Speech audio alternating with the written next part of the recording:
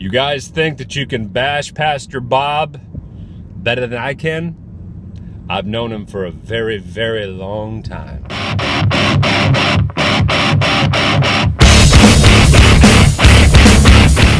Okay, so I saw the video that Bob posted yesterday.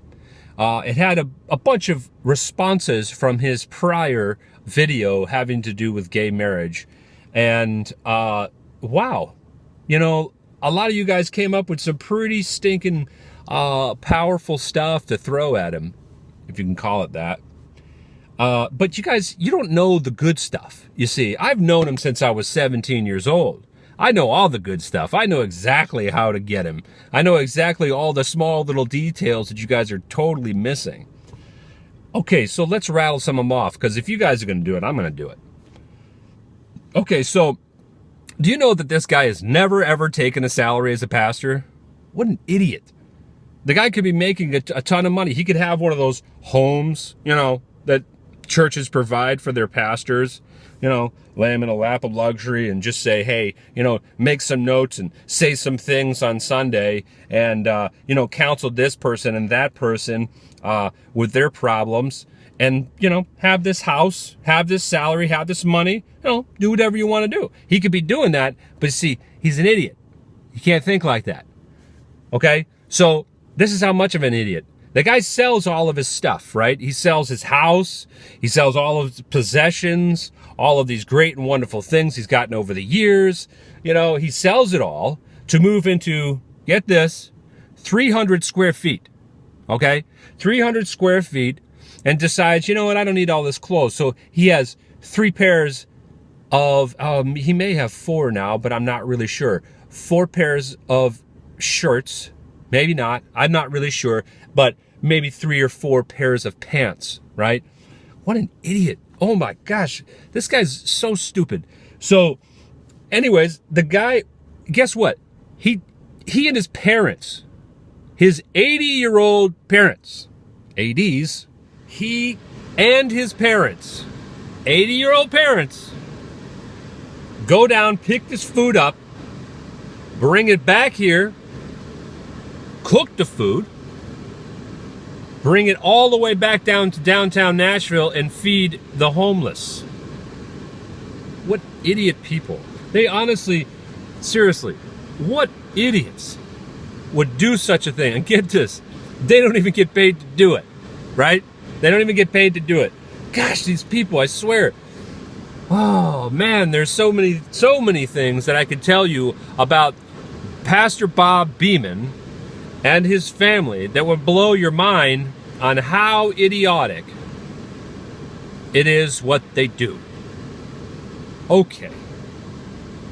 Now that I got that out of my system, I want to say a few things. This man, Pastor Bob Beeman, I will be in love with this man to the day I die. There is no doubt about it.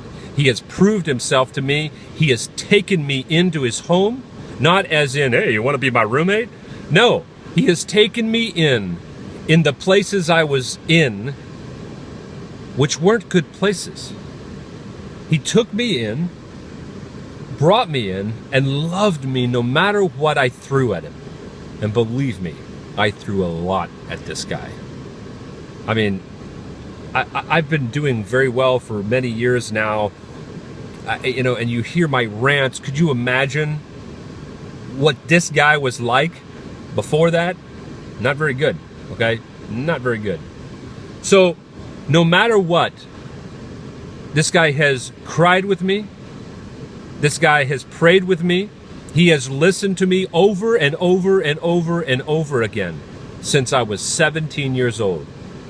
There's many times that I was angry with him, and there's many times we disagreed. There's many times that I saw the human side of Pastor Bob Beeman.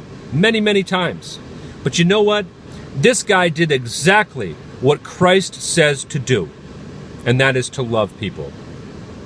He loved this guy unconditionally, with no condition. He sat there and pushed me and pushed me and pushed me to good places, to make sure that I get there, to make sure I get the purpose and the will of God. That's what he did.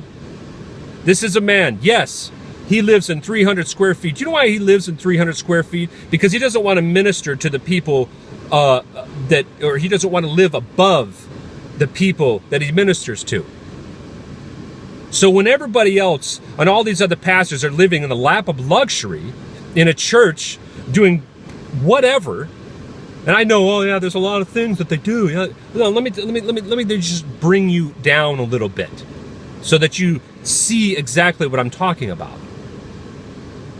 You have these churches. They pay for a pastor to be there on a salary, okay, so that they could live. Pastor Bob does not have a salary.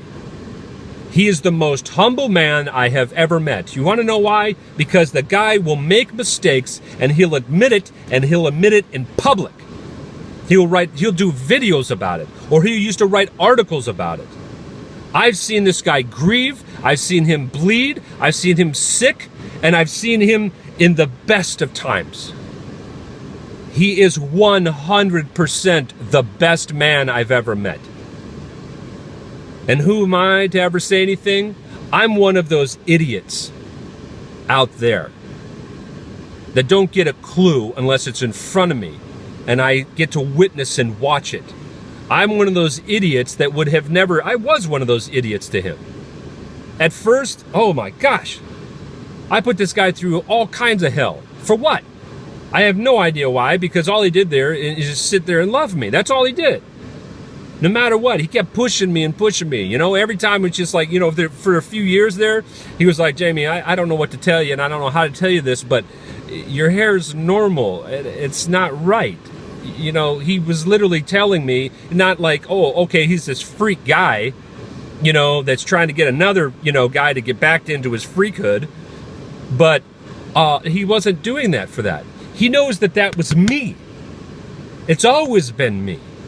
Something was wrong with me, and he was telling me, Jamie, you're not creative. You're not being creative. You're not being all these things. This guy loved me no matter what. And let me tell you something. I brought some stories to this guy, okay?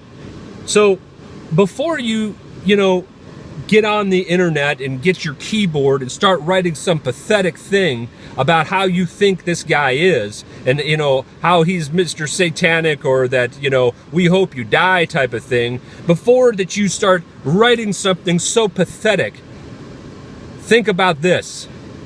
This man would do anything for you to understand the gospel and the love of Christ. He would do anything for it.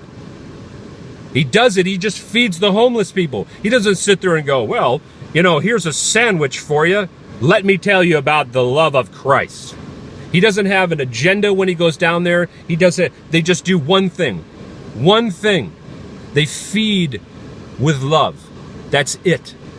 There's nothing else involved. Nothing that thing that the homeless people have to abide by or whatever. Let me tell you something. I've been down there a few times, and there's some doozies, man. There's some doozies. But you know what? They come up and they go and they hug this man because he knows